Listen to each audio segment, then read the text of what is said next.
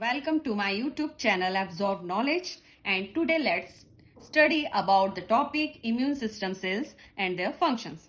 So first one is, what is immune system cells? Immune system cells होते क्या है?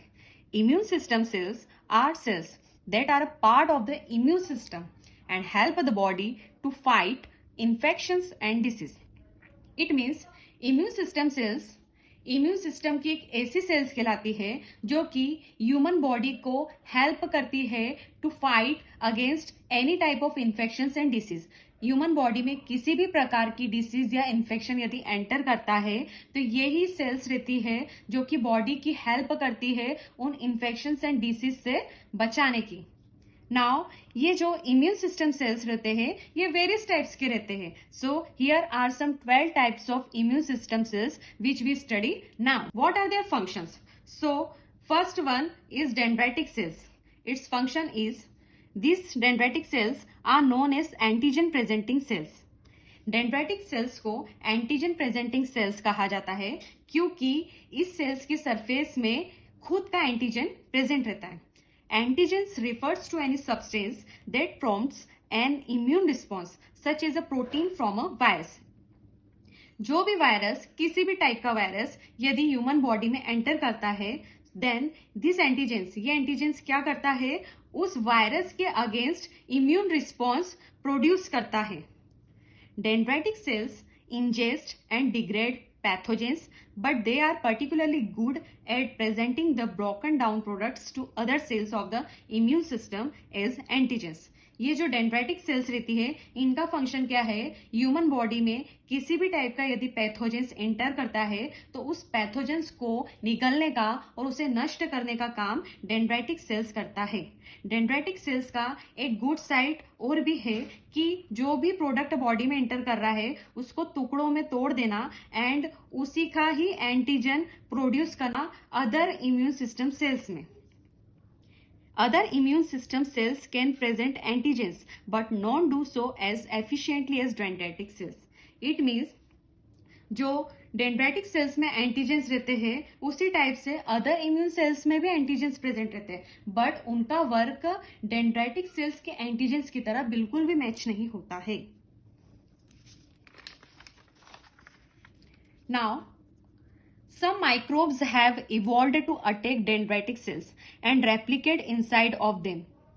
Suppose कुछ microbes हैं जो कि डेंड्राइटिक सेल्स में अटैक कर रहे हैं और उसी के अंदर रेप्लिकेट हो रहे हैं, मल्टीप्लाई हो रहे हैं. तो ये चीज क्यों हो रही है, डेंड्राइटिक सेल्स में कुछ माइक्रोब्स अटैक क्यों कर देते हैं एंड वहीं पे मल्टीप्लाई क्यों होते हैं? ये इसलिए होता है because dendritic cells move between body tissues when they present antigens और any infectious agent tagging along में spread more easily throughout the body. यह इसलिए होता है क्योंकि जो डेंड्राइटिक सेल्स रहती है जब उसमें कोई सा एंटीजेंस प्रेजेंट रहता है या एनी इन्फेक्शियस एजेंट्स प्रेजेंट रहता है तो वो बॉडी टिश्यूज के बीच में मूव करती रहती है कंटिन्यू, ड्यू टू विच जो इन्फेक्शियस एजेंट रहता है वो पूरी बॉडी में इन्फेक्शन फैला देता है. नाउ डेंड्राइटिक सेल्स का लोकेशन क्या होता है? In the body tissues that interact with the external environment like the skin, lungs and gut lining. It means जो डेंड्राइटिक सेल्स रहती है वो बॉडी की टिश्यूज के अंदर लोकेट रहती है और इनका इंटरेक्शन मतलब होता है, कॉन्टेक्ट किससे होता है, विद द एक्सटर्नल इन्वायरमेंट से होता है, like skin, lungs and gut lining.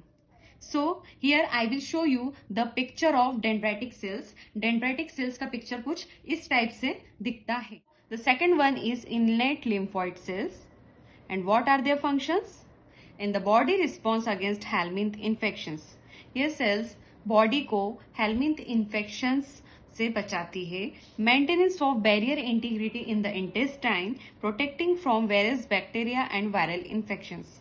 Intestine में एक बैरियर बनाकर रखती है और उसे मेंटेन करती है, उसकी इंटीग्रिटी को ऑब्स्ट्रक्ट करती है किन चीज को, इंटेस्टाइन के अंदर ना आने से, जो भी बाहर से बैक्टीरिया या एनी वायरस इंटेस्टाइन में इंटर ना हो, इसलिए यह बैरियर इंटेस्टाइन में मेंटेनेंस करता है innate lymphoid cells. Ability to influence tumorigenesis, इसका प्रभाव जो रहता है ट्यूमरिजेनेसिस में भी पड़ता है. ट्यूमरिजेनेसिस क्या होता है, जब नॉर्मल सेल्स एबनॉर्मल सेल्स में कन्वर्ट होती है then it is called tumorigenesis. Protect liver and regulate metabolism. यह सेल्स लीवर को प्रोटेक्ट करती है एंड लीवर मेटाबॉलिज्म को कंट्रोल करती है। Protect from respiratory infections, respiratory infection से बचाती है। स्किन को रिपेयर करती है। In the oral mucosa help maintain the barrier and protect against infection. Oral mucosa में भी जो बैरियर रहता है उसे मेंटेन करती है ताकि बाहरी इन्फेक्शंस उस ओरल म्यूकोसा में एंटर ना कर पाए। रेगुलेट इन्फ्लामेशंस, इन्फ्लामेशंस को कंट्रोल रखती है। Now the third one is T cells. What are their functions? T cells are the type of white blood cells. यह एक व्हाइट ब्लड सेल का ही टाइप रहता है। Second, activate other sales. T cells जो रहती है अदर सेल्स को एक्टिवेट करने का काम करती है। Assist other sales in the creation of antibodies. यह सेल्स जो रहती है it means T cells. T cells other sales की सहायता करती है एंटीबॉडीज बनाने में। Eradicate infected cells including cancer cells. Human body में किसी भी टाइप का इन्फेक्टेड सेल्स हो लाइक कैंसर सेल्स, उसे इरेडिकेट करने का काम, उसे बॉडी से बाहर फेंकने का काम टी सेल्स करती है। Skin the body for pathogens. Remember pathogens encountered previously. यह जो भी पुराने पैथोजेंस बॉडी में इंटर हुए हैं उन्हें रिमेंबर करने का काम भी टी सेल्स करती है। टी सेल्स का क्लासिफिकेशन देखा जाए तो टी सेल्स जो रहती है टू टाइप्स की होती है। Cytotoxic T cells, helper T cells. Cytotoxic T cells क्या होती है? Can directly kill infected cells. यह सेल्स जो रहती है डायरेक्टली इन्फेक्टेड सेल्स को मार देती है। हेल्पर टी सेल्स, इसके नाम से ही पता चल रहा है कि हेल्प करती है बी सेल्स की एंड मेमोरी बी सेल्स की। Now here I will show you the picture of T sales.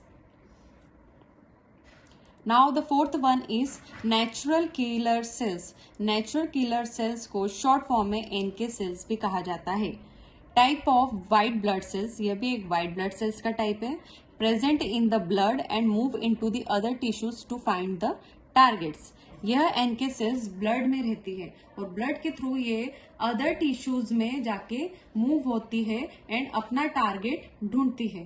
Kill the cells of someone's body infected with pathogens. NK cells जो रहती है बॉडी में कोई से भी इन्फेक्टेड सेल्स है जो कि पैथोजेन से इन्फेक्टेड हो रही है तो उन सेल्स को मारने का काम एनके सेल्स करती है।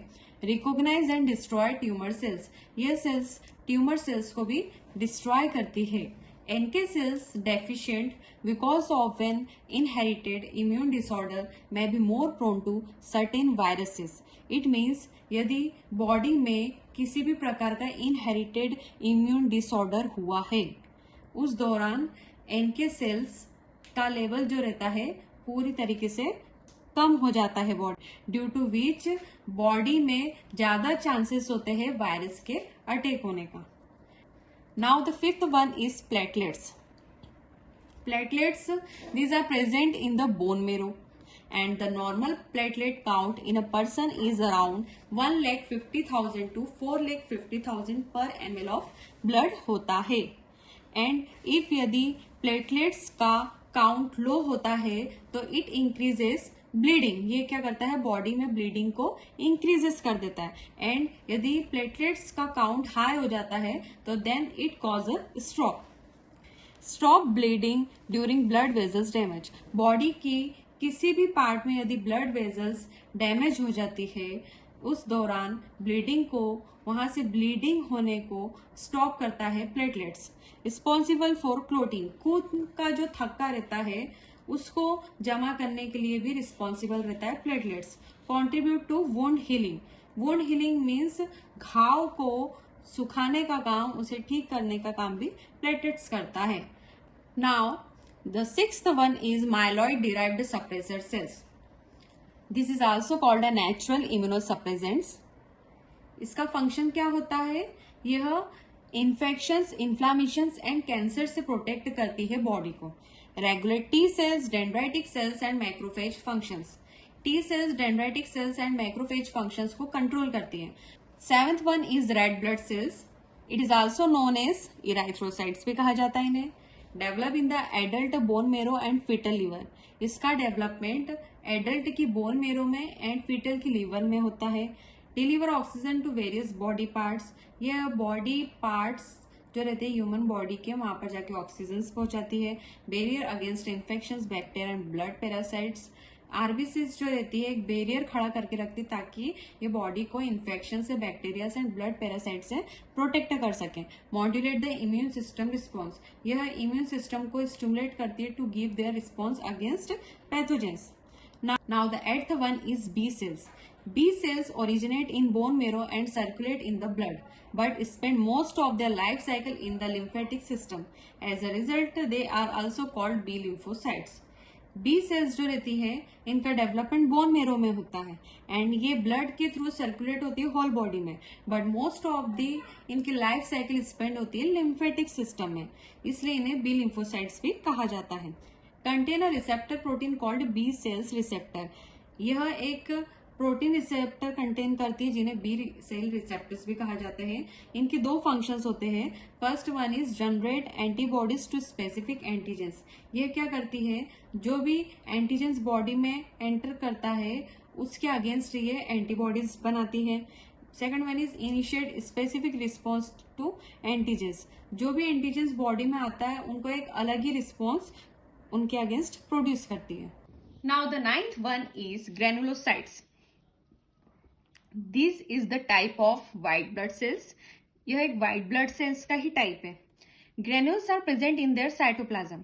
ग्रेनुलोसाइट्स सेल्स को ग्रेनुलोसाइट्स इसलिए कहा गया है क्योंकि इसकी सेल्स की जो साइटोप्लाज्म रहती है उनमें ग्रेन्यूल्स प्रेजेंट रहते हैं। Released during infections and allergic reactions. ये सेल्स रिलीज्ड कब होते हैं बॉडी में, जब बॉडी में इन्फेक्शन या एलर्जिक रिएक्शंस होता है। 3 types of granulocytes, neutrophils, eosinophils and basophils. Neutrophils release करता है enzyme to kill ingested micro organisms. Eosinophils regulate immune cell functions and basophils release histamine when damaged. Now the 10th one is thrombocytes. It is the precursor to T cells.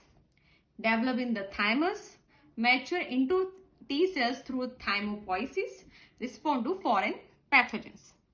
Now the 11th one is megakaryocyte cells. It is present in bone marrow cells. It is 10 to 15 times bigger than RBC, essential for blood clotting. Now the last one is monocytes. It is differentiate into dendritic cells and macrophages, which are involved in the regulation of cellular homeostasis. ये क्या करता है, cell की homeostasis को maintain करता है। For example, body में यदि टेम्परेचर बहुत ज्यादा हाई हो जाता है उस टाइम मोनोसाइट सेल्स ही बैलेंस करते हैं बॉडी के टेम्परेचर को। Monocytes also regularly patrol the body for pathogens and regulate an immune response during infection and inflammation. Monocyte cells जो रहते हैं बॉडी को पैथोजेंस से प्रोटेक्ट करते हैं, इम्यून रिस्पॉन्स को कंट्रोल में रखते हैं, जब भी बॉडी में कोई सा इन्फेक्शन या इन्फ्लामेशन होता है उनसे प्रोटेक्ट करते हैं। Act as a phagocytic cells and antigens and presenting cells. Activation of T cells का एक्टिवेशन करते हैं।